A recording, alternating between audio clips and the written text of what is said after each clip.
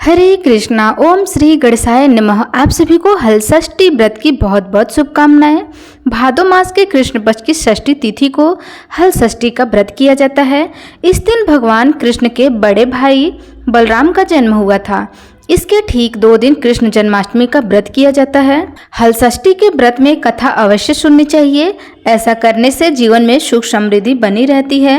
तो आइए दोस्तों, श्रवण करते हैं हलषष्ठी की व्रत कथा। प्राचीन काल में एक ग्वालन थी जो गर्भवती थी और जिसका प्रसव काल बहुत निकट था। एक तरफ ग्वालिन बड़ी प्रसव पीड़ा से व्याकुल थी तो दूसरी ओर उस पीड़ा में भी उसका मन गाय भैंस दूध बेचने की तरफ लगा हुआ था। ग्वालिन सोचने लगी कि अगर मेरा प्रसव हो गया तो फिर से गौ रस बेकार हो जाएगा।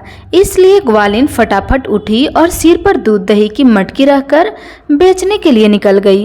रास्ते में वह किसी झरबेरी की ओट में चली गई और वहां जाकर के उसने एक पुत्र को जन्म दिया। बच्चों का जन्म देने के बाद भी उसका मन दूध दही आदि चीजों के बेचने में लगा हुआ था। तो वह बच्चों को वहीं कपड़े में लपेटकर छोड़कर चली गई और गांवों की ओर दूध दही बेचने चल दी। संयोग से उस दिन भादो मास के कृष्ण पक्ष की षष्ठी तिथि यानी हलषष्ठी तिथि थी। गाय भैंस के मिश्रित दूध को उसने भैंस का दूध बताकर पूरे गांव में बेच दिया। उधर जिस झरबेरी के नीचे उस बच्चे को छोड़ा था उसके पास ही एक किसान खेत में हल चला रहा था। अचानक से किसान के बैल भड़क गए और हल का फल बच्चे के शरीर में घुस गया, जिससे बच्चा मर गया। मरे हुए बच्चे को देखकर किसान बहुत दुखी हुआ और उसने हिम्मत से काम लेकर उसी झरबेरी के कांटों से ही बच्चों को टाके लगा दिए और वहीं छोड़कर चला गया। जब ग्वालिन सारा दूध दही बेचकर अपने बच्चे के पास आई तो बच्चे को मरा हुआ देखा। बच्चों को इस अवस्था में देखकर वह समझ गई कि यह सब उसके पाप की ही सजा है।